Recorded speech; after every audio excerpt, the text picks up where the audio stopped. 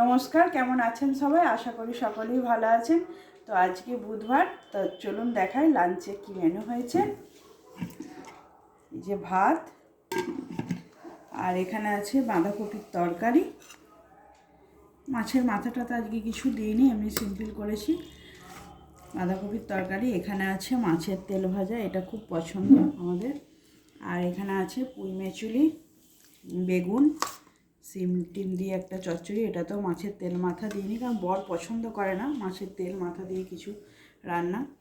আর এখানে আছে টমেটোর চাটনি, খেজুর কিশমিশ আমসত্ত্ব দিয়ে, এটা কালকেই করেছিলাম, অনেকটা থেকে গেছে।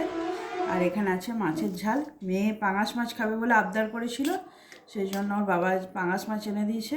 বরের জন্য আলাদা পোনা মাছ হয়েছে।